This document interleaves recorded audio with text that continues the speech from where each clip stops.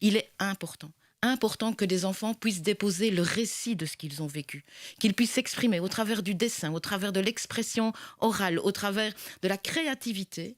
Et qu'y a-t-il de mieux que des artistes aux côtés d'enseignants pour pouvoir permettre à ces enfants d'exprimer ce qu'ils auront vécu?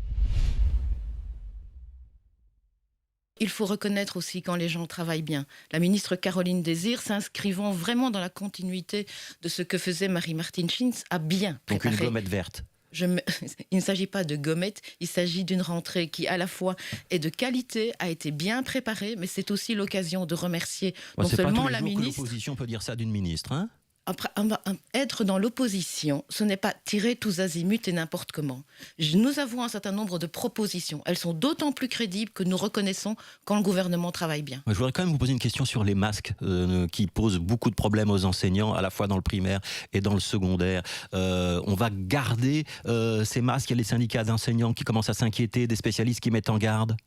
En fait, la circulaire et donc les mesures qui sont données sont des mesures de nouveau de précaution. Et je rappelle que le port du masque était une condition sine qua non pour pouvoir faire rentrer tous les élèves. Or, c'était ça la priorité. Ouais. C'est que les enfants retrouvent l'école. Dans le supérieur, Valérie Glatini a précisé sa circulaire. Elle dit, elle, que dans le supérieur, donc dans les universités, les hautes écoles, on va pouvoir enlever le masque si on est à plus de 3 mètres des élèves. Et ça, on ne peut pas l'enlever dans le secondaire ou dans le primaire? Premièrement, les relations entre les professeurs et les élèves sont totalement différentes dans le supérieur que dans le secondaire et encore plus dans le fondamental.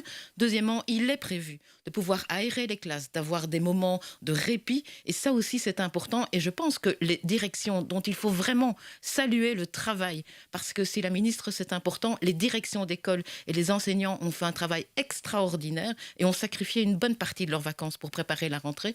Les directions ont aussi prévu en concertation avec les enseignants des moments de pause. Ouais, et le masque, il ne faut pas préciser les choses. On a le sentiment quand même que les règles peuvent être parfois différentes d'une école à l'autre, d'un pouvoir organisateur à l'autre. En fait, c'est aussi l'autonomie à l'intérieur des écoles, mais toujours dans un principe de précaution.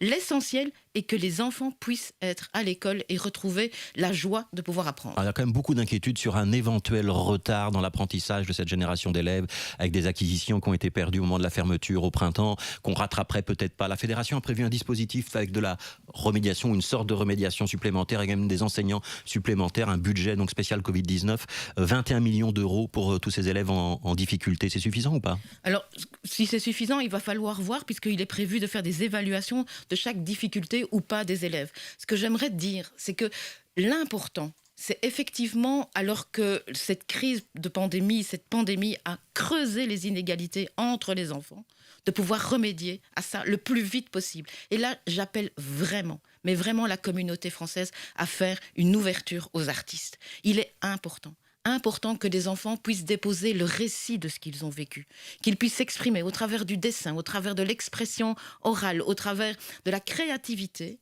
Et qu'y a-t-il de mieux que des artistes aux côtés d'enseignants pour pouvoir permettre à ces enfants d'exprimer ce qu'ils auront vécu? Ça veut dire qu'on doit renforcer les cours d'expression artistique, dessin, musique, etc. Alors c'est vraiment important, essentiel de retrouver encore plus que ça ne l'est aujourd'hui la place de la culture dans l'école et le rapport entre la culture et l'école. Pourquoi il faut faire parler les enfants, vous pensez? C'est essentiel.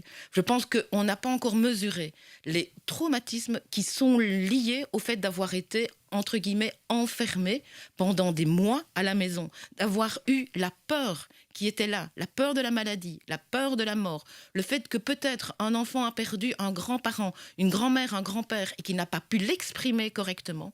Dans tout ce cadre-là, les artistes jouent aux côtés des enseignants un rôle essentiel. Donc pour qu'on comprenne bien, vous êtes en train de suggérer que les 21 millions prévus, ils pourraient aussi servir à faire entrer des artistes dans les écoles? Absolument. J'ai bien compris ? Absolument. Absolument. Aux côtés d'autres enseignants, aux côtés d'autres éducateurs. Ouais.